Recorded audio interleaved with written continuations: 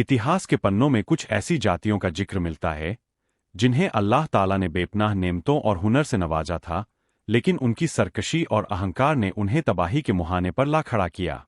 इन्हीं में से एक कौम समूद थी। यह कौम हजरत सालेह अलैहिस्सलाम की जाति थी। समूद के लोग अपनी वास्तुकला और इंजीनियरिंग के लिए पूरी दुनिया में मशहूर थे। उन्होंने पहाड़ों को तराश कर ऐसे आलीशान महल और मजबूत घर बनाए थे जिन्हें देखकर आज भी इंसान दंग रह जाता है। यह कौम आद के बाद दुनिया की बड़ी शक्तियों में गिनी जाती थी। उनके पास हरे भरे बाग, मीठे पानी के चश्मे और उपजाऊ जमीनें थीं। लेकिन अफसोस, जिस कौम ने अपने से पहली जाति कौम आद की बर्बादी के मंजर अपनी आंखों से देखे थे या उनके किस्से सुने थे, उन्होंने उससे कोई सबक नहीं सीखा। वे भी उन्हीं की तरह बुत परस्ती, मूर्ति पूजा में मुब्तिला हो गए। उनके समाज से इंसाफ और नैतिकता खत्म हो चुकी थी। अमीरों का जुल्म गरीबों पर बढ़ता जा रहा था और बुराई अपनी चरम सीमा पर थी। जब समाज में अंधेरा छा गया, तब अल्लाह ताला ने उन्हीं के बीच से एक नेक, अमानतदार और खुदातरस इंसान हजरत सालेह अलैहिस्सलाम को अपनी रिसालत, नबूवत के लिए चुना। अल्लाह का पैगाम लेकर जब आप अपनी कौम के पास आए, तो आपने उन्हें केवल एक अल्लाह की इबादत की दावत दी। कुरान मजीद की सूरह आराफ में इसका जिक्र मिलता है कि हजरत सालेह अलैहिस्सलाम ने अपनी कौम से कहा कि अल्लाह की इबादत करो, क्योंकि उसके सिवा कोई तुम्हारा माबूद नहीं है। हजरत सालेह अलैहिस्सलाम अपनी कौम के लिए अजनबी नहीं थे। नबूवत मिलने से पहले भी समूद के लोग उनकी बुद्धिमानी, ईमानदारी और ऊंचे चरित्र के कायल थे। वे उन्हें अपना भविष्य का नेता और सलाहकार मानते थे। लेकिन जैसे ही हजरत सालेह अलैहिस्सलाम ने उन्हें बुत परस्ती छोड़ने और केवल एक अल्लाह की बंदगी का हुक्म दिया, उनकी नजरों में आप दुश्मन बन गए। कौम के बड़े और अहंकारी सरदारों को यह बात हजम नहीं हुई कि कोई उन्हें उनके बाप दादा के तरीके से रोके। समूद के लोग तकनीक और कला में इतने माहिर थे कि वे मैदानी इलाकों में मिट्टी और ईंटों के आलीशान महल बनाते थे, जबकि गर्मियों और सर्दियों से बचने के लिए वे पहाड़ों के सीने को चीरकर उनमें नक्काशीदार घर तैयार करते थे। यह उनकी वास्तुकला का स्वर्ण युग था। अल्लाह ने उन्हें जमीन पर वह ताकत दी थी जो उस दौर में किसी और के पास नहीं थी। हजरत सालेह अलैहिस्सलाम ने उन्हें याद दिलाया कि ये तमाम सुख सुविधाएं और ये हुनर अल्लाह की देन है, इसलिए उन्हें अल्लाह का शुक्रगुजार होना चाहिए कि उसके साथ दूसरों को शरीक करना चाहिए। कुरान की सूरह हुद में इस मंजर का नक्शा खींचा गया है। जब आपने उन्हें तौहीद की दावत दी, तो उन्होंने जवाब में कहा, "ए सालेह, इससे पहले तो हमें तुमसे बड़ी उम्मीदें थीं।" उनका मतलब था कि वे आपको अपना बादशाह बनाना चाहते थे, लेकिन आपकी इस दावत ने उनकी उम्मीदों पर पानी फेर दिया। उन्होंने साफ कहा कि वे उन देवताओं को नहीं छोड़ सकते जिनकी पूजा उनके पूर्वज करते आए हैं। उन्हें हजरत सालेह अलैहिस्सलाम की बातों में शक नजर आने लगा, लेकिन अल्लाह के नबी अडिग रहे। उन्होंने बड़े ही नरम लहजे में अपनी कौम को समझाया कि अगर मैं अपने रब की तरफ से मिली हुई रोशन दलील पर हूं, तो मैं तुम्हारी खातिर अल्लाह की नाफरमानी कैसे कर सकता हूं।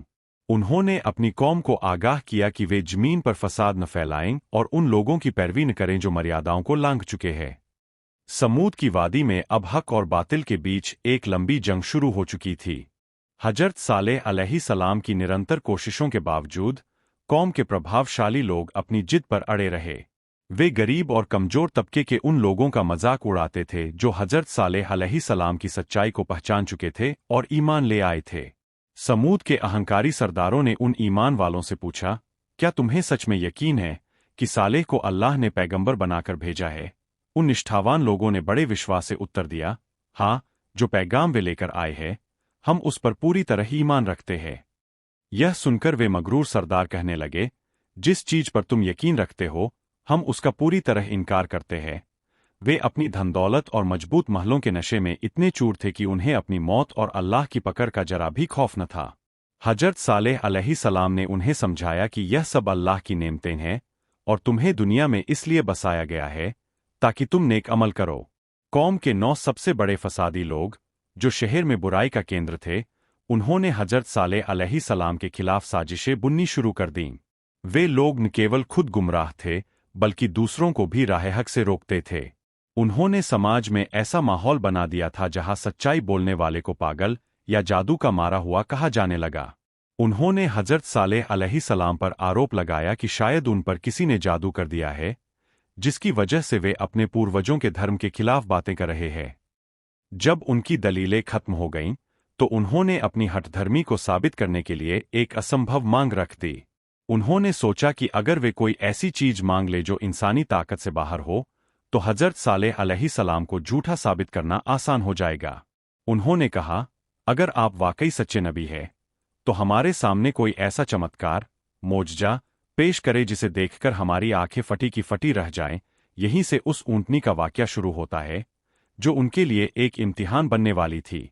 जब कौम की हठधर्मी अपनी हदों को पार कर गई, तो उन्होंने हजरत सालेह अलैहिस्सलाम को चुनौती देते हुए कहा, अगर आप वाकई अल्लाह के भेजे हुए रसूल हैं, तो इस सामने मौजूद ठोस और बेजान चट्टान से एक ऐसी ऊंटनी निकाल कर दिखाए जो गाभिन, गर्भवती हो और देखने में बेहद विशाल और सुंदर हो।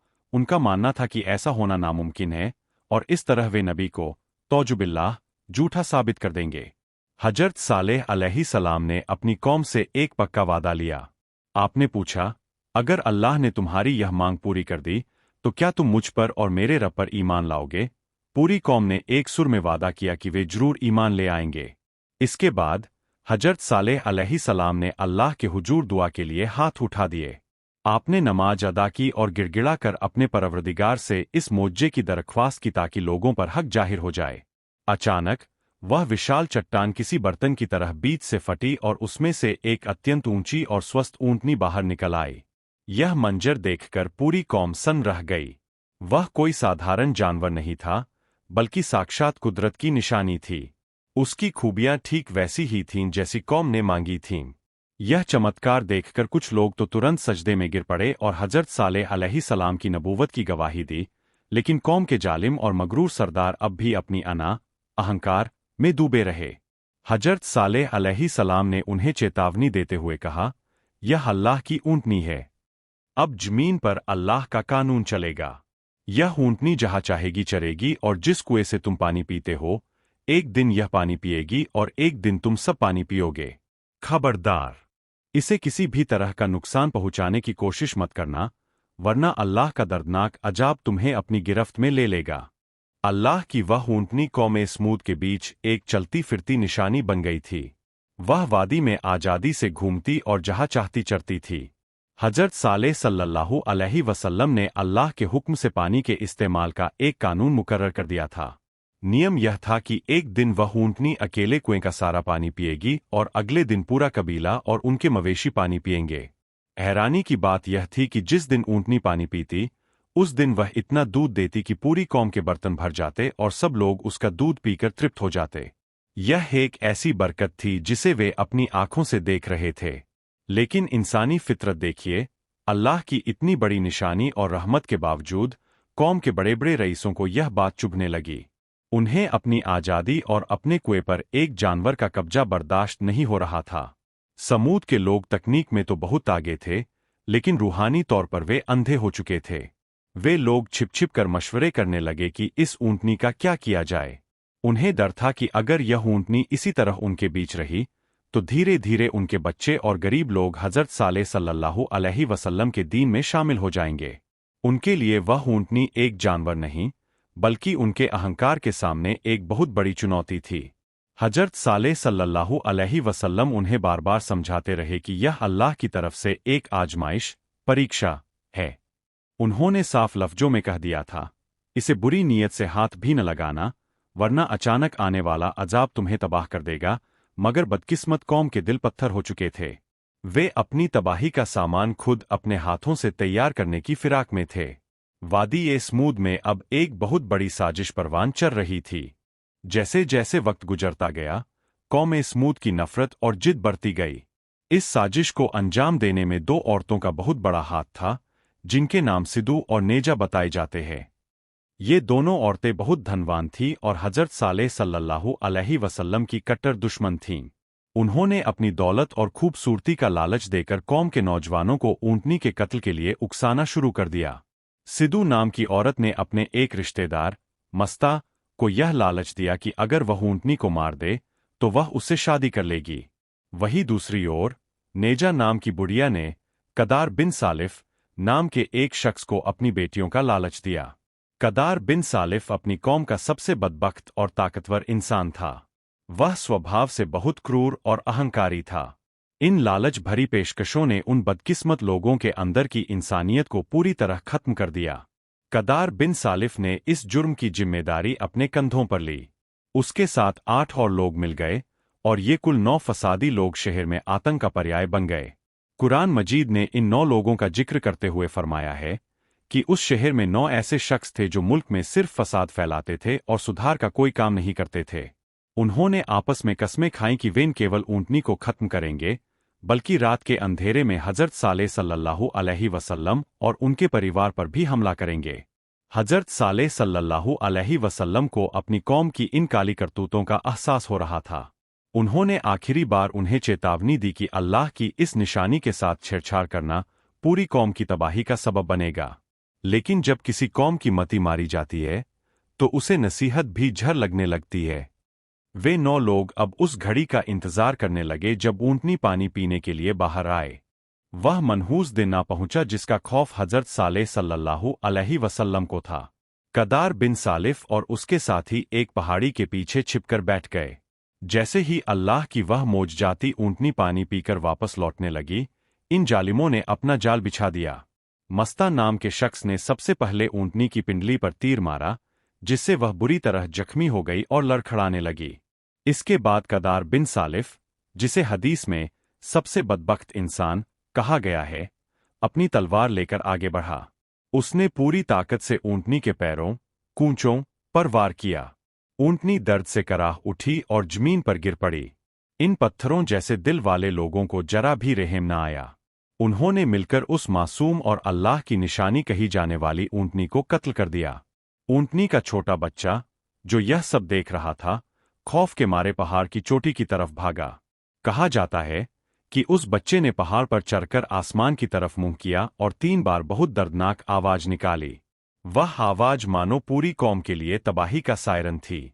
जैसे ही हजरत सालेह सल्लल्लाहु अलैहि वसल्लम को इस भयानक कृत्य की खबर मिली, आप गहरे दुख और सदमे में डूब गए। आपने अपनी कौम से कहा, अफसोस, तुमने अल्लाह के हुक्म को ठुकरा दिया और अपनी बर्बादी को दावत दे दी। जब कौम के सरदारों ने देखा कि ऊंटनी मर चुकी है, तो ईमान लाने के बजाय उनका अहंकार और बढ़ गया। वे मजाक उड़ाते हुए हजरत सालेह सल्लल्लाहु अलैहि वसल्लम से कहने लगे, सालेह, अगर तुम वाकई सच्चे नबी हो तो ले आओ वह हजाब जिससे तुम हमें डराते थे। देखो, हमने तुम्हारी ऊंटनी को मार दिया है और हम अब भी जिंदा है। उनकी यह बेबाकी और निडरता वास्तव में उनकी मौत का पैगाम थी। हजरत सालेह सल्लल्लाहु अलैहि वसल्लम ने उन्हें आखिरी चेतावनी देते हुए कहा, अब अपने घरों में सिर्फ 3 दिन और फायदा उठा लो, इसके बाद अल्लाह का अटल फैसला आने वाला है। हजरत सालेह सल्लल्लाहु अलैहि वसल्लम ने जब उन्हें 3 दिन की मोहलत दी, तो यह कोई साधारण चेतावनी नहीं थी। आपने फरमाया कि पहले दिन तुम्हारे चेहरे पीले पड़ जाएंगे, दूसरे दिन सुर्ख, लाल हो जाएंगे और तीसरे दिन काले पड़ जाएंगे। यह अल्लाह की तरफ से दी गई एक ऐसी निशानी थी जिसे झुठलाया नहीं जा सकता था। लेकिन कौमे समूद की अक्ल पर पत्थर पड़ चुके थे। उन्होंने इसे भी महज एक कोरी धमकी समझा। इतना ही नहीं, उन 9 फसादी लोगों ने सोचा कि अजाब आने से पहले क्यों न हजरत सालेह सल्लल्लाहु अलैहि वसल्लम और उनके परिवार का ही खात्मा कर दिया जाए। उन्होंने आपस में कसम खाई और एक गुप्त योजना बनाई। उनका इरादा था कि रात के अंधेरे में चुपके से हमला करेंगे और जब सुबह लोग पूछेंगे तो हम कह देंगे कि हमें तो कुछ पता ही नहीं, हम तो वहां मौजूद ही नहीं थे। वे अल्लाह के नबी के खिलाफ साजिश रच रहे थे, लेकिन वे भूल गए थे कि अल्लाह सबसे बेहतरीन चाल चलने वाला है। Image reflecting a dark night and shadowy figures plotting. जैसे ही वे जालिम हजरत सालेह सल्लल्लाहु अलैहि वसल्लम के घर की तरफ बढ़े, अल्लाह की कुदरत हरकत में आई। आसमान से उन पर पत्थरों की बारिश हुई, या कुछ रिवायतों के मुताबिक पहाड़ का एक हिस्सा उन पर गिर पड़ा, जिससे वे अपने गंदे इरादों समेत मिट्टी में मिल गए। कौम के बाकी लोग अब भी अपनी मस्ती में डूबे थे। लेकिन जैसे ही पहला दिन गुजरा और सबके चेहरे पीले पड़ने लगे, वादी में एक अजीब सी खामोशी और खौफ छाने लगा। अहंकार की दीवारें अब दरकने लगी थीं। जिन महलों पर उन्हें नाज था, वे अब उन्हें कब्रों की तरह नजर आने लगे। हजरत सालेह सल्लल्लाहु अलैहि वसल्लम का चेहरा अल्लाह के नूर से चमक रहा था, जबकि उनकी कौम के चेहरे कुदरत के थप्पड़ से रंग बदल रहे थे। उन 3 दिनों की मोहलत वास्तव में उनके लिए तौबा का आखिरी मौका थी, लेकिन उन्होंने उस वक्त को भी हठधर्मी और नफरत की भेंट चढ़ा दिया। जैसे ही तीसरा दिन खत्म हुआ और चौथे दिन का सूरज निकला, पूरी वादी ए स्मूद में मौत का सन्नाटा छा गया। कौम ए स्मूद के लोगों के चेहरे वादे के मुताबिक बिल्कुल काले पड़ चुके थे। उन्हें अब यकीन हो चला था कि अजाब बस आने ही वाला है। वे अपने आलीशान पहाड़ों में तराशे हुए महलों में छिप गए। उन्हें लगा कि उनके बनाए ये मजबूत पत्थर उन्हें अल्लाह की पकड़ से बचा लेंगे। मगर अल्लाह का अजाब जब आता है तो न कोई दीवार काम आती है और नहीं कोई पहाड़। अचानक आसमान से एक ऐसी भयानक और दिल दहला देने वाली चीख चिंगार सुनाई दी जिसने पूरी वादी को हिलाकर रख दिया। यह आवाज इतनी जोरदार और खौफनाक थी कि इसके कंपन से लोगों के दिल फट गए। वे अपने ही घरों में औंधे मुंह गिर पड़े। जमीन अपनी जगह से कांप उठी और एक जबरदस्त भूकंप जल्जला आया जिसने उनकी रही सी ताकत को भी मिट्टी में मिला दिया। Image showing a dramatic depiction of a lightning strike and earthquake in ancient ruins. अल्लाह ताला ने कुरान मजीद में फरमाया है कि उस चीख ने उन्हें इस तरह हलाक कर दिया जैसे वे कभी वहां बसे ही न थे। जिन महलों पर उन्हें गुमान था वे उनकी कब्रें बन गए। उनकी कारीगरी, उनकी दौलत और उनके तराशे हुए पत्थर धरे के धरे रह गए।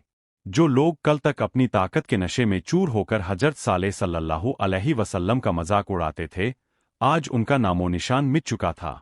हजरत साले सल्लल्लाहु अलैहि वसल्लम और आपके साथ मौजूद ईमान वालों को अल्लाह ने अपनी खास रहमत से बचा लिया। जब अजाब खत्म हुआ तो हजरत साले सल्लल्लाहु अलैहि वसल्लम ने अपनी तबाहशुदा कौम की लाशों की तरफ देखकर बड़े गमगीन अंदाज में कहा, मेरी कौम, मैंने तुम्हें अपने रब का पैगाम पहुंचा दिया था और तुम्हारी भलाई चाही थी, लेकिन तुम लोग भला चाहने वालों को पसंद ही नहीं करते थे। यह मंजर इतिहास का सबसे बड़ा सबक बन गया। अल्लाह का अजाब गुजर जाने के बाद वादी ए हिज्र मदाइन सालेह एक ऐसी जगह बन गई जहां सिर्फ खामोशी और बर्बादी के निशान बाकी थे। हजरत सालेह सल्लल्लाहु अलैहि वसल्लम अपने साथियों के साथ वहां से हिजरत कर गए। सदियां बीत गईं, लेकिन उन पहाड़ों में तराशे हुए महलों की दीवारें आज भी गवाही देती है कि जब कोई कौम अपने खालिक की नाफरमानी पर उतर आती है तो उसका अंजाम क्या होता है। हजारों साल बाद जब हमारे प्यारे नबी हजरत मोहम्मद सल्लल्लाहु अलैहि वसल्लम अपने सहाबा के साथ तबूक की जंग के लिए जा रहे थे तो आपका गुजर इसी वादी ए हिज्र से हुआ। सहाबा कराम ने वहां के कुओं से पानी ले लिया और खाना पकाने की तैयारी करने लगे। लेकिन जैसे ही अल्लाह के रसूल सल्लल्लाहु अलैहि वसल्लम को पता चला, आपने एक ऐसा हुक्म दिया जो कयामत तक के इंसानों के लिए सबक है। आपने सहाबा से फरमाया कि इन कुओं का पानी गिरा दो और जिस पानी से आटा गूंथा गया है वह ऊंटों को खिला दो। आपने हुक्म दिया कि उस पानी का इस्तेमाल बिल्कुल न किया जाए। अल्लाह के नबी सल्लल्लाहु अलैहि वसल्लम ने अपने सिर मुबारक को चादर से ढक लिया और अपनी सवारी को तेज कर दिया ताकि उस अजाब वाली जगह से जल्द निकल सकें। आपने सहाबा से फरमाया, इन अजाब याफ्ता लोगों के घरों में दाखिल न हो मगर इस हाल में कि तुम रो रहे हो। अगर तुम्हें रोना न आए तो यहां दाखिल ही न हो, कहीं तुम पर भी वही अजाब न आ जाए जो इन पर आया था। यह वाकया हमें सिखाता है कि जो जगह अल्लाह के अजाब का केंद्र रही हो वहां सैरसपाटा करना या मजाक उड़ाना मोमिन का काम नहीं है। वहां से गुजरते वक्त इंसान का दिल अल्लाह के खौफ से भरा होना चाहिए। समूद के वे आलीशान खंडहर आज भी सऊदी अरब में मौजूद है, जो दुनिया भर के पर्यटकों के लिए आकर्षण तो है, लेकिन एक मोमिन के लिए वे निशान बर्त सबक है। इतिहासकारों और शोधकर्ताओं के अनुसार कौम ए समूद जिस इलाके में आबाद थी उसे प्राचीन काल में हिज्र कहा जाता था। आज यह स्थान सऊदी अरब के मादाइन सालेह के नाम से पूरी दुनिया में मशहूर है। यह वादी तबूक और मदीना मुनव्वरा के बीच एक रणनीतिक मार्ग पर स्थित है। समूद के लोग न केवल कारीगर थे बल्कि वे व्यापारिक रास्तों पर भी नियंत्रण रखते थे, जिससे उन्हें बहुत धन दौलत हासिल हुई थी। अल्लाह ताला ने उन्हें जो हुनर दिया था वह उस दौर के हिसाब से अविश्वसनीय था। वे पहाड़ों के भीतर ऐसे कमरे और हॉल तैयार करते थे जो हजारों साल बीत जाने के बाद भी आज वैसे के वैसे ही खड़े हैं। उनके घरों के दरवाजों पर बारीक नक्काशी और ईगल्स, चील जैसे चित्र बने हुए थे जो उनकी शक्ति का प्रतीक थे। लेकिन उनकी यही शक्ति उनके अहंकार का कारण बन गई। वे समझने लगे थे कि ये पहाड़ उन्हें अमर बना देंगे। हजरत सालेह सल्लल्लाहु अलैहि वसल्लम ने उन्हें बार बार याद दिलाया कि यह दुनिया और इसके पहाड़ सब फानी नश्वर है। कुरान मजीद में अल्लाह फरमाता है कि वे पहाड़ों को इसलिए तराशते थे ताकि वे अमन और सुरक्षा के साथ रह सकें, लेकिन जब रूहानी सुरक्षा, ईमान ही खत्म हो गई तो ये मजबूत पत्थर भी उन्हें कुदरत के कहर से न बचा सके। आज मदाइन सालेह की खामोशी उन लोगों की चीखों की गवाही देती है जो अपनी कला पर नाज करते थे। दिलचस्प बात यह है कि समूद के लोग कौम-ए-आद के उत्तराधिकारी थे। आद की तबाही के बाद समूद ने उनके खंडहरों पर अपनी सल्तनत खड़ी की थी। उन्हें लगा था कि वे आद से ज्यादा समझदार और मजबूत है, इसलिए वे अजाब से बच जाएंगे। लेकिन इतिहास गवाह है कि जो कौम अपने से पिछली जातियों की बर्बादी से सबक नहीं लेती, वह खुद एक मिसाल बन जाती है। हजरत सालेह सल्लल्लाहु अलैहि वसल्लम का वंश वृक्ष, शजरा, सीधा हजरत नूह अलैहिस्सलाम के बेटे साम से जाकर मिलता है। आप अपनी कौम के सबसे प्रतिष्ठित और सम्मानित घराने से ताल्लुक रखते थे। बचपन से ही आपकी बुद्धिमानी, दूरदर्शिता और नेक किरदारी पूरे कबीले में मशहूर थी। समूद के बड़े बड़े सरदार भी आपकी सलाह को अहमियत देते थे और उन्हें पूरी उम्मीद थी कि आप बड़े होकर उनके कबीले का नेतृत्व करेंगे। कौम के लोग आपको सालेह यानी नेक और सच्चा कहकर पुकारते थे। उस जमाने में जब पूरी कौम शिर्क और बुराइयों में डूबी हुई थी, आप अकेले थे जो खुदा की वहदानियत पर गौर करते थे। आपकी फितरत में हया, करुणा और सच्चाई कूट कूट कर भरी थी। अल्लाह ताला ने आपको नबूवत के लिए तैयार किया था, इसलिए आपकी शख्सियत में एक विशेष नूर और गरिमा थी जिसे देखकर दुश्मन भी प्रभावित हो जाते थे। जब अल्लाह ने आपको नबूवत अता फरमाई और आपने ला इलाहा इल्लल्लाह का नारा बुलंद किया, तो कौम के लोग हैरान रह गए। उन्हें यकीन नहीं आ रहा था कि जो सालेह कल तक उनकी दुनियावी तरक्की का हिस्सा था, आज वह उनके देवताओं को झूठा कह रहा है। उन्होंने आपसे कहा, ए सालेह, हमें तो लगा था कि तुम हमारे बुतों की सेवा करोगे और हमारे महलों की रौनक बढ़ाओगे, लेकिन तुमने तो हमारी बुनियादों पर ही चोट कर दी। हजरत सालेह सल्लल्लाहु अलैहि वसल्लम ने उन्हें जवाब दिया कि वे अल्लाह की तरफ से भेजे गए एक संदेशवाहक है और उनका मकसद किसी की शानो शौकत को छीनना नहीं, बल्कि उन्हें जहन्नुम की आग से बचाना है। आपने उन्हें समझाया कि असली कामयाबी आलीशान घरों में नहीं, बल्कि अल्लाह की इताअत, आज्ञाकारी में है। लेकिन दुनियावी चमक-धमक ने उनकी आंखों पर पर्दा डाल दिया था। हजरत सालेह सल्लल्लाहु अलैहि वसल्लम ने जब प्रचार शुरू किया, तो समूद का समाज दो स्पष्ट धड़ों में बंट गया। एक तरफ वे मुट्ठी भर लोग थे जो गरीब, कमजोर और समाज के निचले तबके से ताल्लुक रखते थे, लेकिन उनके दिल सच्चाई के लिए खुले थे। दूसरी तरफ वे ताकतवर और अमीर सरदार थे, जिन्हें अपनी सत्ता और बुत परस्ती के खत्म होने का डर था। इन सरदारों ने हजरत सालेह सल्लल्लाहु अलैहि वसल्लम के खिलाफ एक मनोवैज्ञानिक युद्ध छेड़ दिया। उन्होंने लोगों के बीच यह अफवाह फैलानी शुरू कर दी कि सालेह अलैहिस्सलाम अपनी साख खो चुके हैं और शायद दिमागी तौर पर परेशान हैं। वे आपके पीछे अपने गुंडे लगा देते जो आपकी बातों का मजाक उड़ाते। जब आप बाजारों में जाकर लोगों को खुदा का डर दिलाते, तो ये सरदार ऊंची आवाज में शोर मचाते ताकि आपकी आवाज दब जाए। उनका तर्क यह था कि अगर सालेह का खुदा वाकई ताकतवर है, तो वह हम पर अजाब क्यों नहीं भेज देता, जबकि हम उसके देवताओं की तौहीन कर रहे हैं। हजरत सालेह सल्लल्लाहु अलैहि वसल्लम उनकी इन हरकतों पर सब्र फरमाते। आपने उन्हें याद दिलाया कि अल्लाह ने तुम्हें आद के बाद जमीन का वारिस बनाया है। क्या तुम नहीं देखते कि जिस मिट्टी से तुम महल बना रहे हो, एक दिन उसी मिट्टी में तुम्हें मिल जाना है। आपने उन्हें अल्लाह की उन नेमतों का वास्ता दिया जो उन्हें मुफ्त में मिली थीं, जैसे वह मीठा पानी और वे फलदार बाग। लेकिन उन सरदारों की आंखों पर घमंड की पट्टी बंधी थी। उन्होंने हजरत सालेह सल्लल्लाहु अलैहि वसल्लम से कहा, तुम तो हम जैसे ही एक इंसान हो। तुम हमारे जैसा खाते हो, हमारे जैसा पीते हो। फिर तुम्हें हम पर क्या श्रेष्ठता हासिल है कि हम तुम्हारी बात माने? यह अहंकार ही था जिसने उन्हें हक को पहचानने से रोक दिया। समूद की गलियों में अब नफरत की दीवारें ऊंची होने लगी थीं। हजरत सालेह सल्लल्लाहु अलैहि वसल्लम के खिलाफ नफरत फैलाने में उन 9 व्यक्तियों का गिरोह सबसे आगे था, जिसका उल्लेख कुरान में विशेष रूप से किया गया है। ये 9 लोग समूद के अलग अलग खानदानों के रईस और प्रभावशाली गुंडे थे। वे शहर के हर काले धंधे और फसाद के पीछे होते थे। उनका मुख्य काम समाज में अराजकता फैलाना और हजरत सालेह सल्लल्लाहु अलैहि वसल्लम के अनुयायियों को डराना धमकाना था। इन लोगों ने महसूस किया कि हजरत सालेह सल्लल्लाहु अलैहि वसल्लम की नैतिकता और उनकी दलीलें धीरे धीरे आम लोगों के दिलों में घर कर रही है। उन्हें डर था कि अगर लोग ईमान ले आए तो उनकी चौधराहट खत्म हो जाएगी। इसलिए उन्होंने एक गंदी राजनीति शुरू की। वे गरीबों को मिलने वाली मदद रोक देते और जो हजरत सालेह सल्लल्लाहु अलैहि वसल्लम के पास जाता उसका सामाजिक बहिष्कार बॉयकॉट कर देते। हजरत सालेह सल्लल्लाहु अलैहि वसल्लम ने उन्हें चेतावनी देते हुए कहा, "ए मेरी कौम, तुम उन लोगों की बात मत मानो जो धरती पर फसाद फैलाते हैं और सुधार रिफॉर्म की कोई गुंजाइश नहीं छोड़ते।" लेकिन वे 9 लोग इतने ढीठ थे कि उन्होंने उल्टा आप पर ही इल्जाम लगाया कि आप समाज को बांट रहे हैं और भाइयों को भाइयों से लड़ा रहे हैं। वे अक्सर सभाएं करते और योजना बनाते कि कैसे इस नए दीन धर्म को रोका जाए। उनका अहंकार इतना बढ़ गया था कि वे खुदा के वजूद को अपनी ताकत के तराजू में तोलने लगे थे।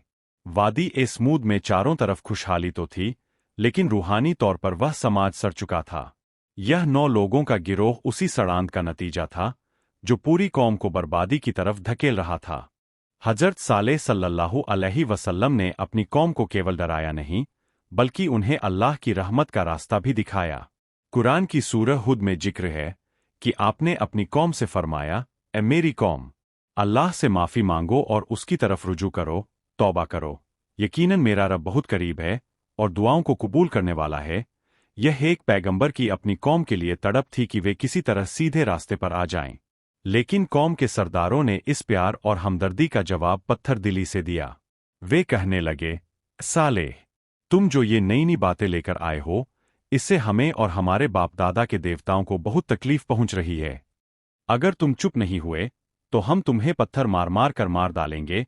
उन्होंने हजरत सालेह सल्लल्लाहु अलैहि वसल्लम को मनहूस अशुभ कहना शुरू कर दिया। वे कहते कि जब से तुमने यह प्रचार शुरू किया है, हमारी एकता खत्म हो गई है और हम पर मुसीबतें आने लगी है। Image showing a prophet standing calmly before an angry crowd. हजरत सालेह सल्लल्लाहु अलैहि वसल्लम ने जवाब दिया, "तुम्हारी बदशगुनी अल्लाह के पास है। असल में तुम लोग आजमाए जा रहे हो।" आपने उन्हें समझाया कि मुसीबतें तुम्हारी अपनी बदमालियों बुरे कामों का नतीजा है, न कि मेरे पैगाम का। कौम समूद ने अपनी सुख सुविधाओं को ही अपनी हकीकत समझ लिया था। वे भूल गए थे कि जो रब उन्हें खिला रहा है वह उनसे हिसाब भी ले सकता है। समाज के प्रभावशाली लोगों ने अब गरीब ईमान वालों को लालच देना शुरू किया कि अगर वे सालेह का साथ छोड़ दें तो उन्हें ऊंचा ओहदा दिया जाएगा। लेकिन ईमान की मिठास चखने वाले उन लोगों ने साफ कर दिया कि वे अल्लाह और उसके रसूल का साथ कभी नहीं छोड़ेंगे।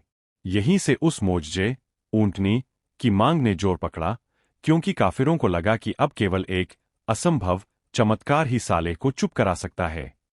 एक दिन कौम समूद के तमाम बड़े सरदार और रईस अपने एक खास क्लब या सभा स्थल पर जमा हुए।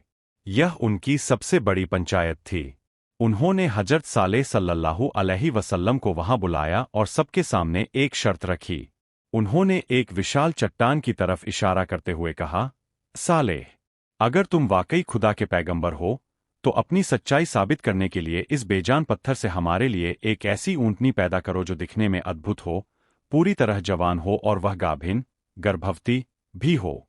हजरत सालेह सल्लल्लाहु अलैहि वसल्लम ने उनकी आंखों में आंखें डालकर पूछा, "अगर मेरा रब तुम्हारी यह नामुमकिन शर्त पूरी कर दे तो क्या तुम वाकई ईमान ले आओगे?"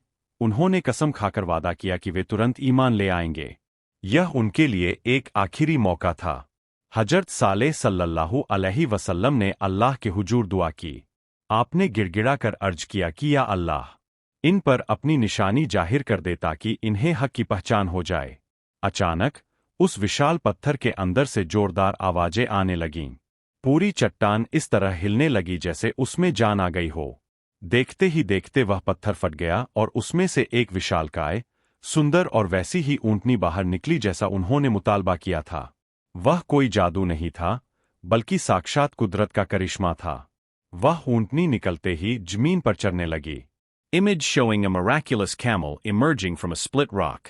इस मंजर को देखकर कबीले का सरदार जुंदा बिन अम्र और उसके कुछ साथी तुरंत ईमान ले आए। लेकिन बाकी सरदार, जिनकी आंखों पर सत्ता का लालच था, उन्होंने अपनी कसम तोड़ दी। उन्होंने इसे आंखों का धोखा या बहुत बड़ा जादू करार दिया। हजरत सालेह सल्लल्लाहु अलैहि वसल्लम ने उन्हें आगाह किया कि अब यह ऊँटनी अल्लाह की तरफ से एक अमानत है।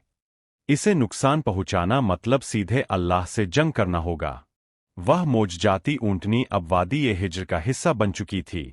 वह कोई मामूली जानवर नहीं थी। उसकी कदकाठी और उसकी चमकधमक ऐसी थी कि उसे देखते ही इंसान की रूह कांप जाती थी। वह इतनी बड़ी थी कि जब वह किसी संकरी गली से गुजरती तो लोग खौफ के मारे हट जाते थे। हजरत सालेह सल्लल्लाहु अलैहि वसल्लम ने कौम को सख्त ताकीद की थी कि इस ऊँटनी को अल्लाह की ज़मीन पर आज़ादी से चरने दिया जाए। Image showing a majestic camel standing peacefully near ancient rock structures. कुदरत का नियम यह तय हुआ कि एक दिन कुएं का पूरा पानी यह ऊँटनी पिएगी और उस दिन कबीले का कोई भी जानवर या इंसान कुएं से पानी नहीं लेगा। अगले दिन सारा पानी कौम के लिए होगा। शुरू में लोग इस बात से डरे हुए थे और नियम का पालन करते थे। जिस दिन ऊँटनी पानी पीती, उस दिन वह कुएं में मुंह डालती और तब तक नहीं रुकती जब तक पानी खत्म न हो जाए। लेकिन अल्लाह की शान देखिए, उसी दिन वह ऊँटनी इतना ज्यादा दूध देती थी कि पूरी कौम के हजारों लोग अपने बर्तन भर भर कर ले जाते। वह दूध इतना मीठा और बरकत वाला था कि उसे पीकर लोग बीमारियां भूल जाते थे। यह उनके लिए एक खुली नेमत थी, एक ऐसा इंतजाम था जिसमें उन्हें बिना किसी मेहनत के बेहतरीन रिज़्क, भोजन मिल रहा था। मगर जालिम सरदारों को यह बरकत रास नहीं आ रही थी। उन्हें ऊँटनी का रसूख और उसका रुतबा खटकने लगा था। वे देखते थे कि लोग उस ऊँटनी को देखकर हजरत सालेह सल्लल्लाहु अलैहि वसल्लम की सच्चाई के कायल हो रहे हैं। उन्हें डर था कि अगर यह सिलसिला जारी रहा तो उनके बुतों के मंदिरों में कोई नहीं जाएगा। नफरत की आग अब धीरे धीरे साजिश की शक्ल अख्तियार करने लगी थी। वादी-ए-समूद में वह ऊँटनी अल्लाह की एक जिंदा निशानी बनकर घूमती रही। हजरत सालेह सल्लल्लाहु अलैहि वसल्लम ने अपनी कौम को बार बार समझाया कि यह ऊँटनी तुम्हारे लिए आजमाइश है। लेकिन कौम के सरदारों के दिलों में जलन और नफरत की आग भड़क रही थी। उन्हें यह बर्दाश्त नहीं था कि उनकी अपनी चरागाहों और पानी पर किसी और का हक हो, चाहे वह अल्लाह का मोजजा ही क्यों न हो। कौम के 9 फसादी लोगों ने अब खुलेआम बगावत की योजना बनानी शुरू कर दी। उन्होंने कबीले के लोगों को उकसाया कि यह ऊँटनी तुम्हारे जानवरों को डराती है और तुम्हारा सारा पानी पी जाती है। उन्होंने झूठ फैलाया कि इस ऊँटनी की वजह से वादी में मुश्किलें बढ़ रही है। असल में वे लोग हजरत सालेह सल्लल्लाहु अलैहि वसल्लम के बढ़ते हुए प्रभाव को रोकना चाहते थे। इन्हीं दिनों नेजा और सिदू नाम की 2 औरतों ने अपनी दौलत और रसूख का इस्तेमाल किया। उन्होंने कदार बिन सालिफ जैसे बदबख्त इंसान को लालच दिया कि अगर वह इस ऊँटनी का खात्मा कर दे तो उसे मुंह मांगा इनाम मिलेगा। कदार बिन सालिफ शराब और बुराइयों में डूबा हुआ शख्स था। उसने अपनी आखिरत को दुनिया के मामूली फायदे के लिए बेच दिया। हजरत सालेह सल्लल्लाहु अलैहि वसल्लम को जब इन गुप्त मशवरों की खबर मिली तो आपने आखिरी बार उन्हें खुदा के कहर से डराया। आपने फरमाया कि अगर इस ऊँटनी को एक खरोंच भी आई तो तुम पर अल्लाह का वह अज़ाब आएगा जिसे कोई टाल नहीं सकेगा। मगर उन बदकिस्मतों ने हक की आवाज पर कान धरने के बजाय अपने कान बंद कर लिए। मौत का साया अब वादी-ए-समूद पर मंडराने लगा था। जुल्म और सरकशी की वह रात आ गई जब कदार बिन सालिफ और उसके 8 साथियों ने अपनी तबाही का फैसला कर लिया। कदार ने शराब के नशे में धुत होकर और अपनी कौम के झूठे सम्मान की खातिर ऊँटनी को कत्ल करने की कसम खाई। वह अपने साथियों के साथ उस रास्ते पर छिपकर बैठ गया जहां से वह मुकद्दस ऊँटनी गुजरती थी। जैसे ही वह मासूम जानवर वहां से गुजरा, कदार बिन सालिफ ने पूरी ताकत से उस पर हमला कर दिया। सबसे पहले उसने ऊँटनी की टांगों पर वार किया, जिससे वह बेबस होकर जमीन पर गिर पड़ी। इसके बाद इन जालिमों ने मिलकर उस पर तलवारों से हमला किया और उसे शहीद कर दिया। यह कोई मामूली कत्ल नहीं था, बल्कि यह अल्लाह की दी हुई चुनौती और उसकी निशानी पर सीधा हमला था। जब ऊँटनी जमीन पर तड़प रही थी तो उसका छोटा बच्चा खौफ के मारे पहाड़ की तरफ भागा। रिवायतों में आता है कि उस बच्चे ने पहाड़ पर चढ़कर 3 बार आसमान की तरफ देखकर ऐसी आवाज निकाली कि सुनने वालों के कलेजे कांप गए। वह आवाज मानो जमीन और आसमान को झकझोर रही थी। हजरत सालेह सल्लल्लाहु अलैहि वसल्लम को जब इस जुल्म की इत्तला मिली तो आपकी आंखों में आंसू आ गए। आपने अपनी कौम से बड़े भारी मन से कहा, अफसोस, तुमने वही किया जिससे मैंने तुम्हें मना किया था। अब अल्लाह का फैसला आ चुका है। तुम अपने घरों में सिर्फ 3 दिन और रुक जाओ। यह वादा झूठा नहीं है। आपने साफ कह दिया कि अब तौबा का दरवाजा बंद होने के करीब है। मगर वह बदबख्त कौम अब भी अपनी जीत का जश्न मना रही थी और ऊंटनी का गोश्त बांटकर खा रही थी। उन्हें अंदाजा भी नहीं था कि वे गोश्त नहीं बल्कि जहन्नुम के अंगारे खा रहे हैं। हजरत सालेह सल्लल्लाहु अलैहि वसल्लम की चेतावनी के बाद अजाब की उल्टी गिनती शुरू हो गई थी। पहले दिन जब सूरज निकला तो पूरी कौम के लोगों ने एक दूसरे को देखकर चीखना शुरू कर दिया। अल्लाह के नबी की पेशीनगोई के मुताबिक उन सबके चेहरे हल्दी की तरह पीले पड़ चुके थे। यह कुदरत का पहला कोड़ा था जो उनकी रूहों पर पड़ा था, लेकिन उनकी अना अब भी उन्हें झुकने नहीं दे रही थी। वे जालिम लोग एक दूसरे को तसल्ली दे रहे थे कि यह महज एक इत्तेफाक या कोई बीमारी है, बजाय इसके कि वे हजरत सालेह सल्लल्लाहु अलैहि वसल्लम के कदमों में गिरकर माफी मांगते। उनका गुस्सा और बढ़ गया। उन्होंने तय किया कि अजाब आने से पहले हजरत सालेह सल्लल्लाहु अलैहि वसल्लम को भी खत्म कर दिया जाए। उन्होंने सोचा कि अगर वे नबी को शहीद कर देंगे तो शायद यह बला टल जाएगी। उन्हीं 9 फसादी लोगों ने रात के अंधेरे में हजरत सालेह सल्लल्लाहु अलैहि वसल्लम के घर पर धावा बोलने की साजिश रची। वे चुपके से घर की तरफ बढ़े, लेकिन अल्लाह अपने नेक बंदों की हिफाजत करना जानता है। जैसे ही वे करीब पहुंचे, गैब से पत्थरों की ऐसी बारिश हुई कि वे फसादी वही ढेर हो गए। उनकी साजिश उनके अपने गले का फंदा बन गई। जब दूसरा दिन आया तो मंजर और भी भयानक हो गया। अब उन सबके चेहरे खून की तरह सुर्ख लाल हो चुके थे। वादी में खौफ छाने लगा था। जो लोग कल तक ऊंटनी के कत्ल पर खुशियां मना रहे थे, आज उनके हाथ पांव कांपने लगे थे। हजरत सालेह सल्लल्लाहु अलैहि वसल्लम बड़े दुख के साथ अपनी कौम को देख रहे थे, क्योंकि वे जानते थे कि अब वापसी का रास्ता खत्म हो चुका है और तबाही का वक्त बिल्कुल करीब आ पहुंचा है। अजाब की मोहलत का तीसरा दिन शुरू हुआ तो वादी ए स्मूद का नज़ारा किसी कब्रिस्तान जैसा भयावह हो गया था। अल्लाह के नबी की बताई हुई निशानी के मुताबिक आज पूरी कौम के चेहरे कोयले की तरह काले पड़ चुके थे। अब उनके पास न कोई दलील थी और न ही भागने का कोई रास्ता। उनकी खूबसूरत नक्काशी वाले पत्थर और ऊंचे महल अब उन्हें अपनी ही कब्रों की दीवारें महसूस हो रहे थे। हजरत सालेह सल्लल्लाहु अलैहि वसल्लम के दिल में अपनी कौम के लिए जो हमदर्दी थी, वह अब गम में बदल चुकी थी। आपने देखा कि लोग खौफ के मारे अपने घरों के कोनों में दुबक कर बैठ गए हैं और मौत का इंतजार कर रहे हैं। जिस कौम ने अपने हुनर और ताकत के बल पर खुदा को चुनौती दी थी, आज वह एक बेजान परिंदे की तरह थर-थर कांप रही थी। काले चेहरे उनके आंतरिक अंधकार और उनके पापों की गवाही दे रहे थे।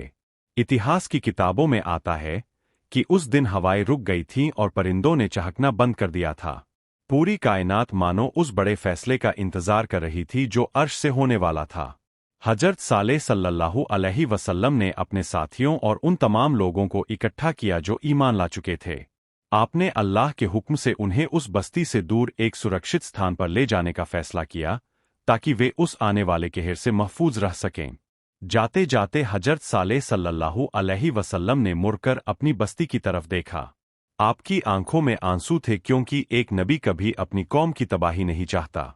आपने एक बार फिर पुकारा, ए मेरी कौम, मैंने तुम्हें हक की राह दिखाई थी, मैंने तुम्हें अल्लाह की पकड़ से डराया था, मगर तुमने अपनी जिद को अपना खुदा बना लिया। अब तौबा की घड़ी खत्म हो चुकी थी और कुदरत का कानून हरकत में आने ही वाला था। चौथे दिन की सुबह हुई तो वह सूरज की रोशनी नहीं बल्कि मौत का पैगाम लेकर आई। कौम स्मूद के लोग अपने घरों में कफन पहनकर तैयार बैठे थे। उन्हें यकीन हो गया था कि अब बचना नामुमकिन है।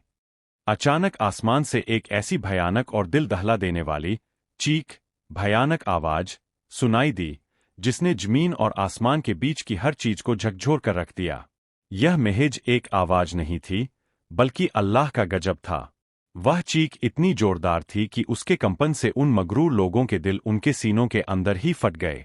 जमीन अपनी जगह से ऐसे कांपने लगी जैसे कोई छलनी हिलाई जा रही हो। एक तरफ ऊपर से वह कड़क और दूसरी तरफ नीचे से जल्जले, भूकंप का झटका। इन दोनों के बीच कौम स्मूद का वजूद ऐसे कुचल कर रह गया जैसे पिसा हुआ भूसा। कुरान मजीद में अल्लाह ताला फरमाता है कि वे अपने ही घरों में औंधे मुंह गिरे रह गए। उनके वे आलीशान पहाड़, जिन्हें वे अपना रक्षक समझते थे, उनकी चीखों को भी न दबा सके। जिन महलों पर उन्हें नाज था, वे एक पल में खंडहर बन गए।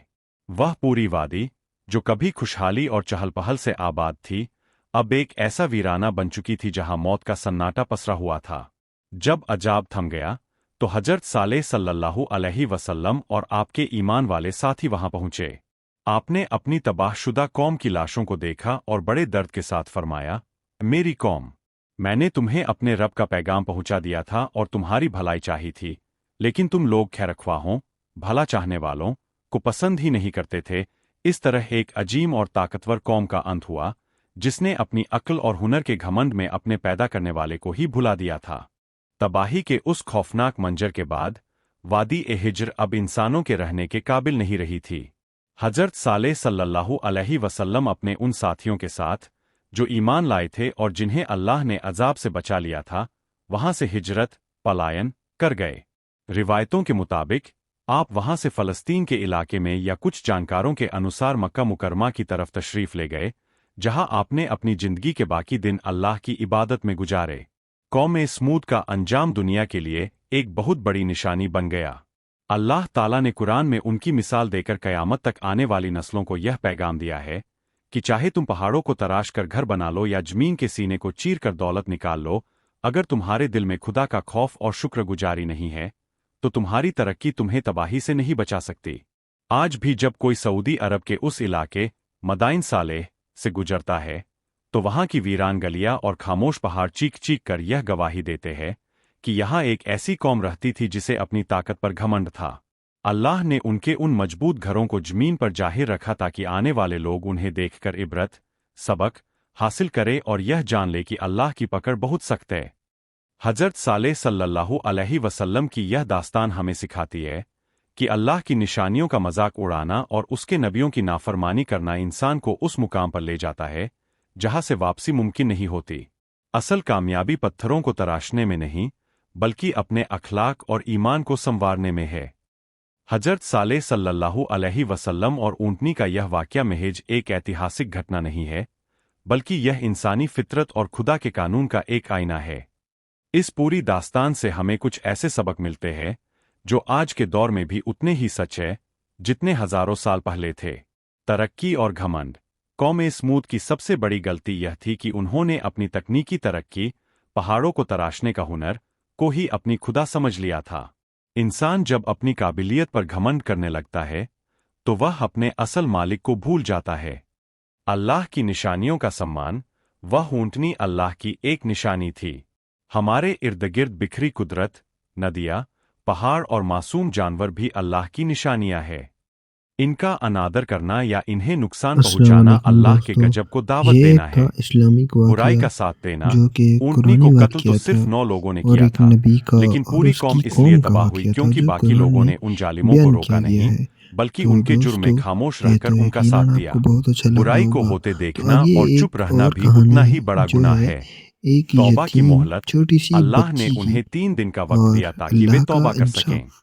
अल्लाह अगर हर आप वो इंसान को देखना संभलने चाहते का हैं मौका तो देता देखें। है, लेकिन जब इंसान उस मौके को भी ठुकरा देता है तो फिर कुदरत का फैसला अटल होता है।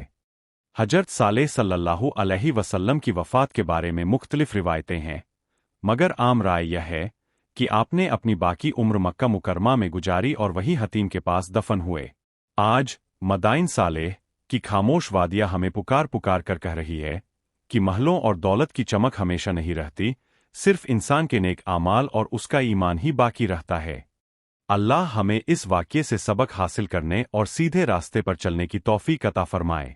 आमीन। क्या आप किसी और पैगंबर की दास्तान या किसी और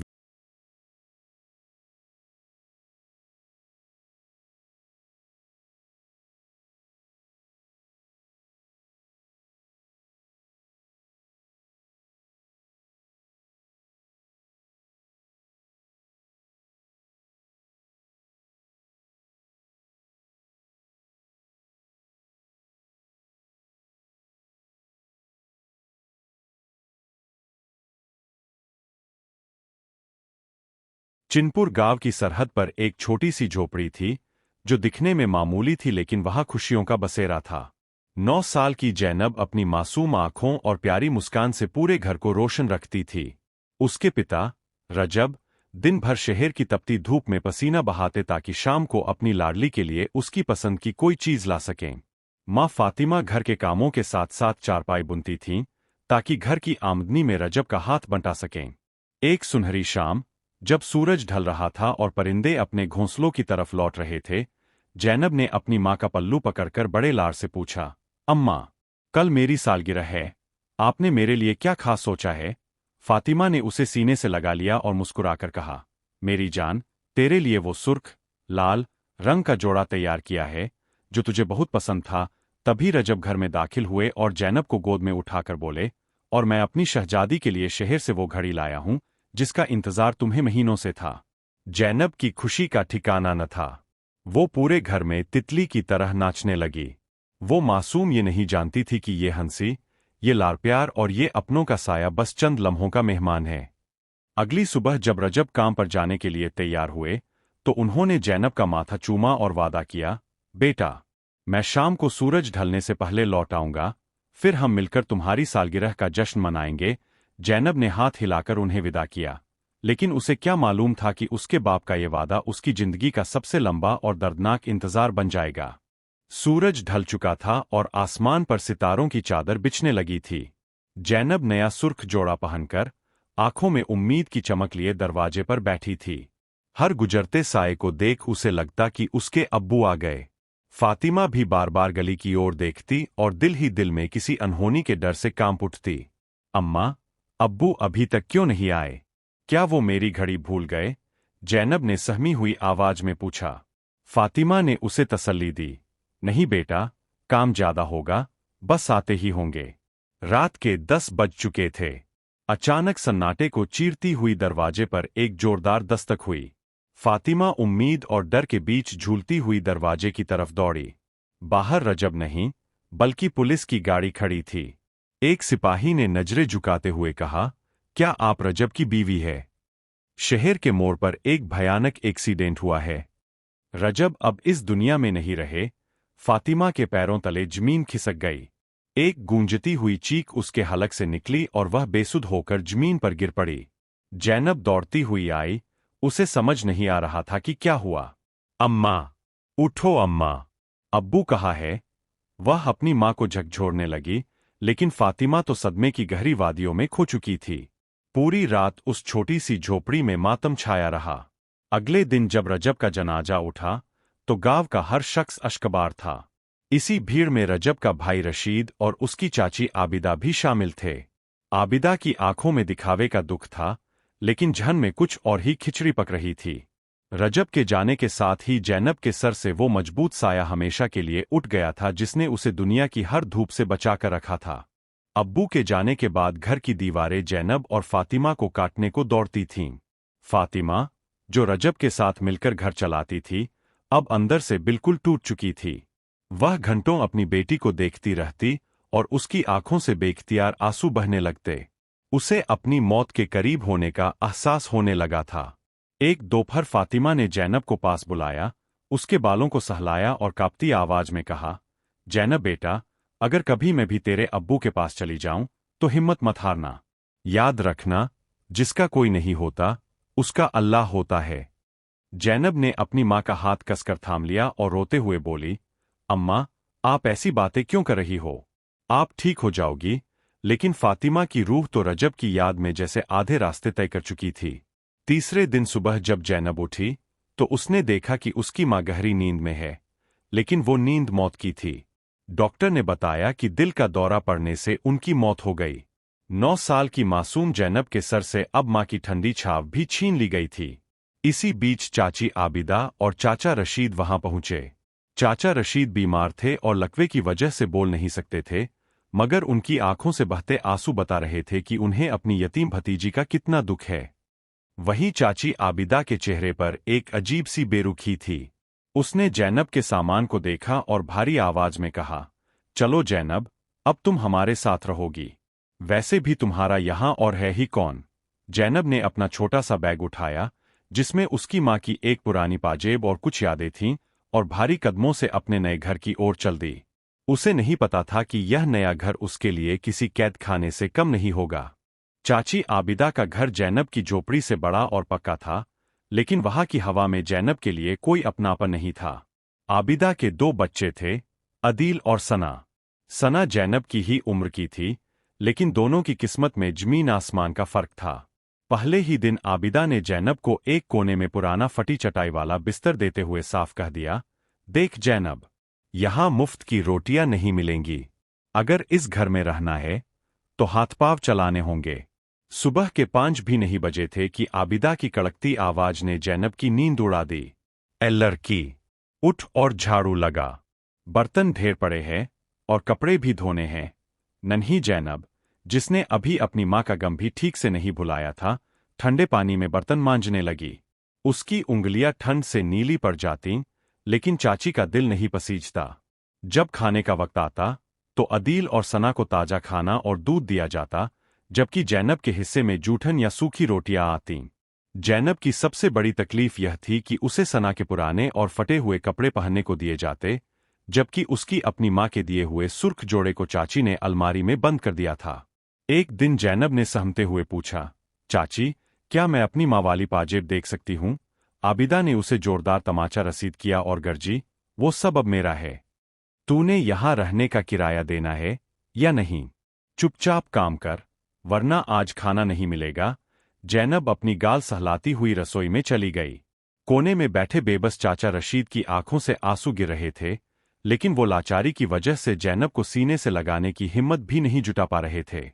दिन बीतते गए और जैनब उस घर में एक नौकरानी से भी बदतर जिंदगी जीने लगी। चाची आबिदा की नजर अब जैनब के उस छोटे से बैग पर थी जो वह अपनी झोपड़ी से लाई थी। एक दोपहर, जब जैनब आंगन साफ कर रही थी, आबिदा ने उसका बैग उलट पलट कर रख दिया। बैग के अंदर एक छोटी सी डिबिया मिली, जिसमें जैनब की मां की चांदी की पाजेब, नानी की एक पुरानी अंगूठी और कुछ छोटे मोटे जेवर थे। ये जैनब की कुल जमा पूंजी और उसकी मां की आखिरी निशानी थी। तो यहां छुपा कर रखा था ये सब। आबिदा की आंखों में लालच चमक उठा। जैनब दौड़ती हुई आई और रोते हुए गिड़गिड़ाई, चाची, ये मेरी मां की आखिरी याद है, इसे मत लीजिए। मैं और ज्यादा काम करूंगी, लेकिन ये मुझे वापस दे दे। आबिदा ने उसे धक्का देकर पीछे गिरा दिया और कड़क कर बोली, अब ये मेरा है। तेरे बाप ने जो कर्ज छोड़े थे, ये उनमें भी पूरा नहीं होगा। जैनब फूट फूट कर रोने लगी, लेकिन पत्थर दिल चाची ने सारा जेवर अपनी अलमारी में बंद कर लिया। उस रात जैनब को सजा के तौर पर खाना भी नहीं दिया गया। भूख के मारे उसकी आंखों के सामने अंधेरा छाने लगा। वह रेंगती हुई अपने अपाहिज चाचा रशीद की चारपाई के पास गई और धीमी आवाज में बोली, चाचा, मुझे बहुत भूख लगी है। चाचा रशीद की आंखों से बेबसी के आंसू छलक पड़े। उन्होंने कांपते हाथों से अलमारी की तरफ इशारा किया जहां कुछ सूखी रोटियां रखी थीं। जैसे ही जैनब ने अलमारी खोली, आबिदा वहां आ पहुंची। चोर कहीं की, अब तू चोरी पर उतर आई।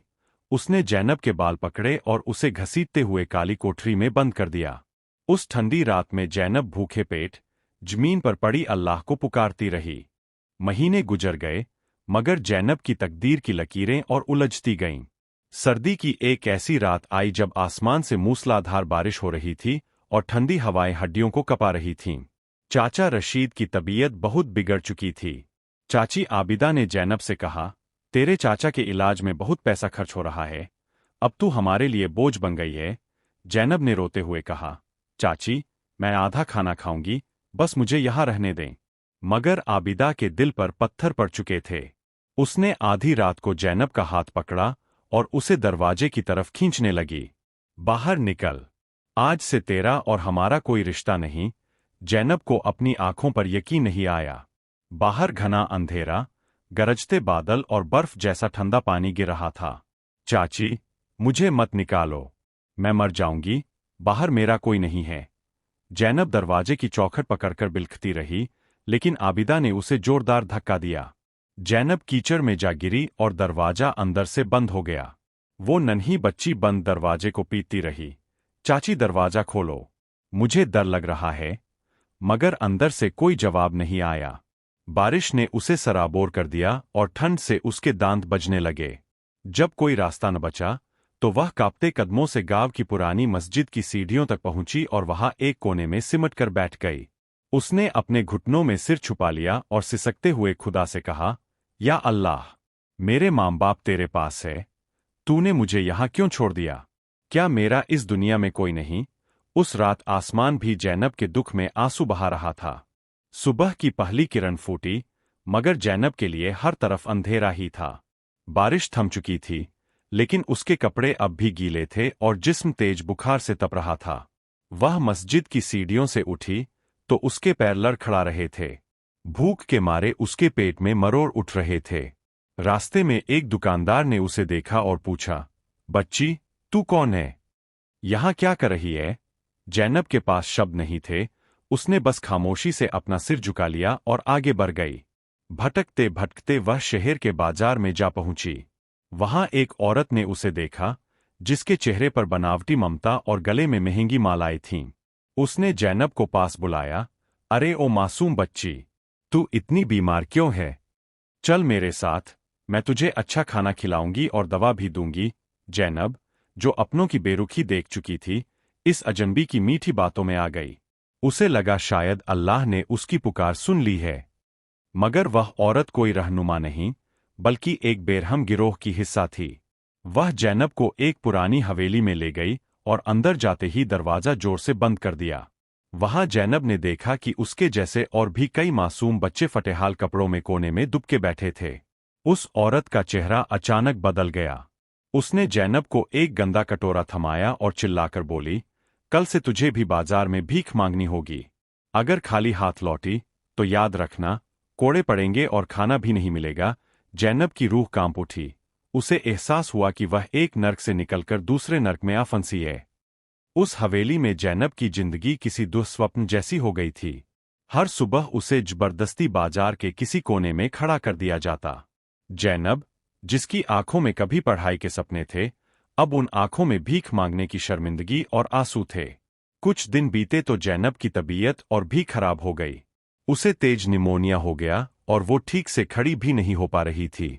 जब उसने भीख मांगने जाने से मना किया, तो उस बेरहम औरत ने उसे डंडे से पीटा। लेकिन जब देखा कि जैनब बेहोश हो रही है, तो औरत डर गई।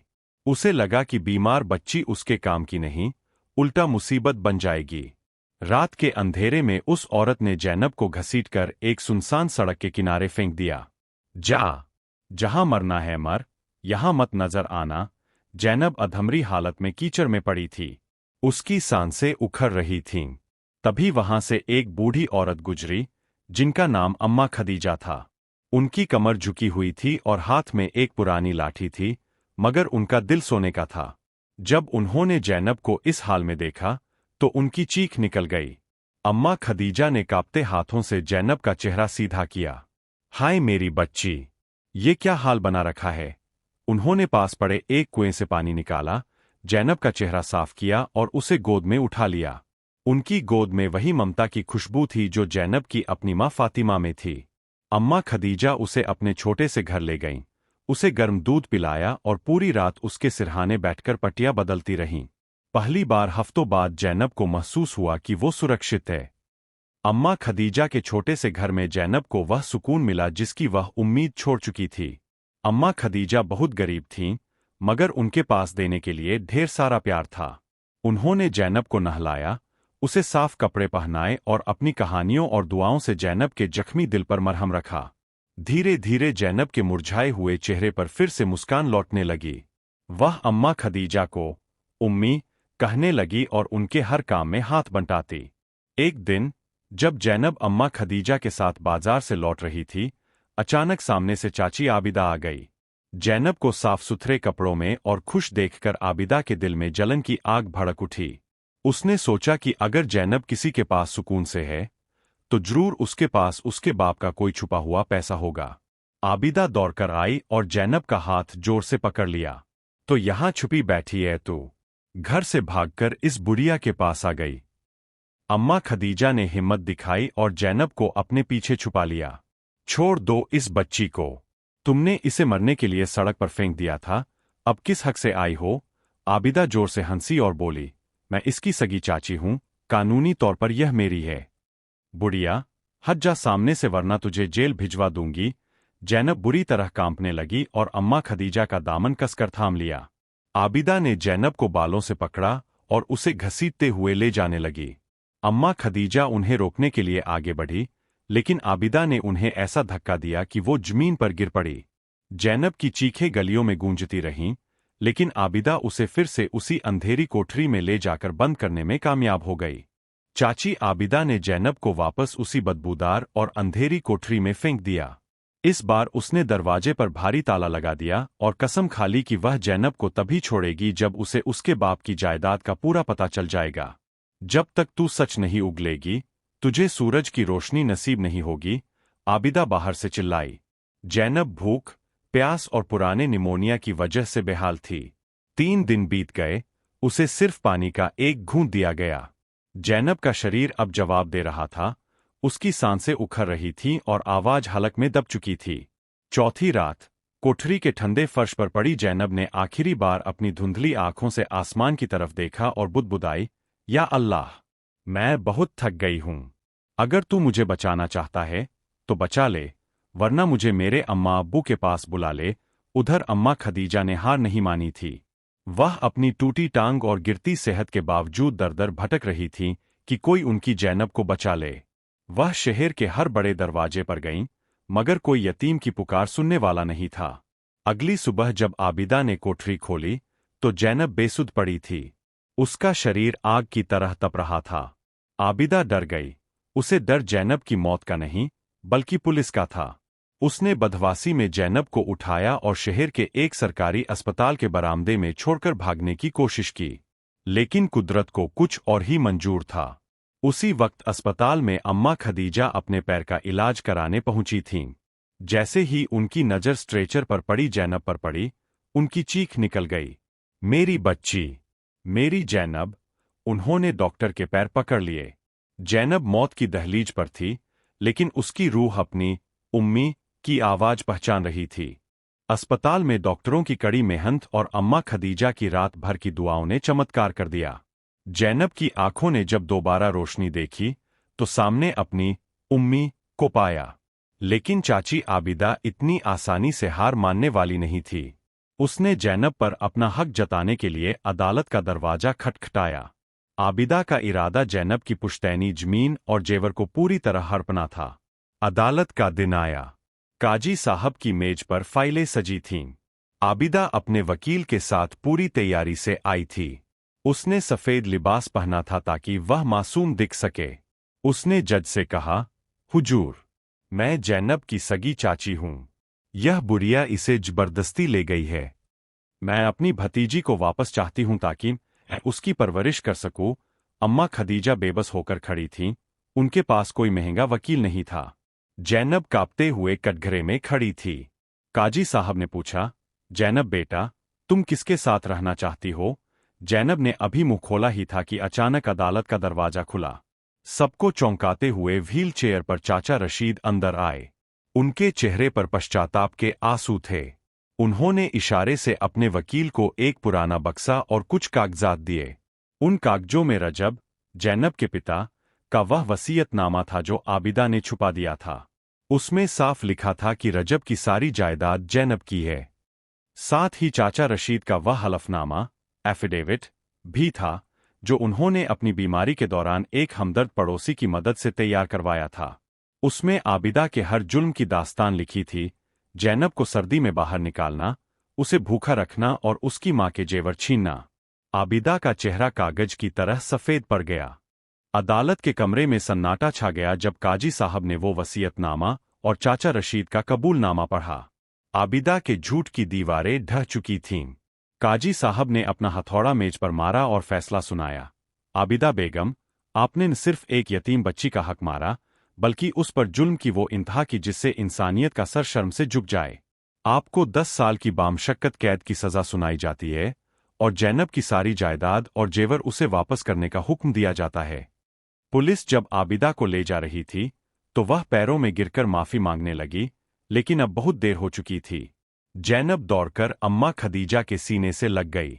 आज वह वाकई आजाद थी। चाचा रशीद ने जैनब के सिर पर हाथ रखा। उनकी आंखों में सुकून था, जैसे उन्होंने अपना फाराजा पूरा कर दिया हो। कुछ ही दिनों बाद उनका भी इंतकाल हो गया। बरसों गुजर गए। वही यतीम जैनब, जो कभी दाने दाने को मोहताज थी, आज एक मशहूर डॉक्टर बन चुकी थी। उसने अपने पिता की जमीन पर फातिमार्जब मेमोरियल नाम का एक बड़ा यतीम खाना और अस्पताल बनवाया, जहां बेसहारा बच्चों को मुफ्त शिक्षा और प्यार मिलता था। अम्मा खदीजा अब बहुत बूढ़ी हो चुकी थीं, लेकिन जैनब उनकी सेवा किसी सगी माँ की तरह करती थी। एक दिन जैनब को खबर मिली कि आबिदा जेल से छूटकर बेहद बीमार और बेसहारा है। जैनब उसके पास गई, उसे खाना खिलाया और दवा दी। आबिदा फूट फूट कर रोने लगी। बेटा, मैंने तेरे साथ बहुत बुरा किया, पर तूने मुझे माफ कर दिया। जैनब ने मुस्कुराकर कहा, चाची, बदला लेना इंसानों का काम है, इंसाफ करना अल्लाह का काम है। उसने मुझे आपसे बेहतर माँ दी और बेहतर जिंदगी। मैंने आपको बहुत पहले माफ कर दिया था। यह कहानी हमें सिखाती है कि यतीम का आंसू अर्श को हिला देता है। जुल्म की रस्सी चाहे कितनी भी लंबी हो, अल्लाह का इंसाफ एक दिन उसे काट ही देता है। अस्सलाम वालेकुम दोस्तों, आज था दूसरा रोज़ा। तो पहले रोज़े में तो ज़्यादा पता नहीं चला, लेकिन आज रोज़े का पता चला है। जैसे गर्मियों के रोज़े होते हैं वैसे रोज़ा था, लेकिन अल्लाह का शुक्र है अच्छा गुज़र गया। तो बंदा कसरत करे रोज़े में कि इस्तग़फ़ार करता रहे और अपना ख्याल रखा करो दोस्तों। अब मेरे व्यूअर हैं, मेरी वीडियो को देखते हैं, लाइक करते हैं, पसंद करते हैं, तो आपका बहुत बहुत शुक्रिया। और कोशिश होती है हमारी कि आपको कुछ सिखाएं, कुछ नसीहत दें, सबक आमूज़ हो, जिससे आपको फ़ायदा हासिल हो। तो टाइम नहीं होता और काम भी होते हैं, तो इस वजह से मुश्किल से एक ही वीडियो बन पाती है ना। और एआई की मदद से बनाते हैं हम लोग। तो एआई से पता नहीं क्या क्या बना रहे हैं, लेकिन हम चाहते हैं कि इस्लामिक कंटेंट हो, जिससे दुनिया के साथ साथ आखिरत का भी फ़ायदा हो और हमारे दोस्तों को भी कुछ सीखने को मिले और कुछ समझने को मिले। तो दोस्तों, अगर आपको वीडियो अच्छी लगी हो तो चैनल को सब्सक्राइब करें और वीडियो को लाइक करें। अगर नए हुए हैं चैनल पे तो सब्सक्राइब कर दें। तो मिलते हैं अगली वीडियो में, तब तक अपना रखिएगा बहुत बहुत बहुत सारा ख्याल। अल्लाह हाफिज़।